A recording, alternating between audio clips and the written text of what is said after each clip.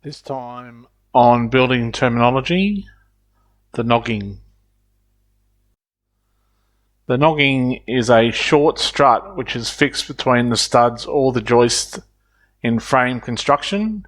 They provide lateral stiffening and intermediate fixing points for the covering material. The maximum spacing for our noggings is 1.35 metres.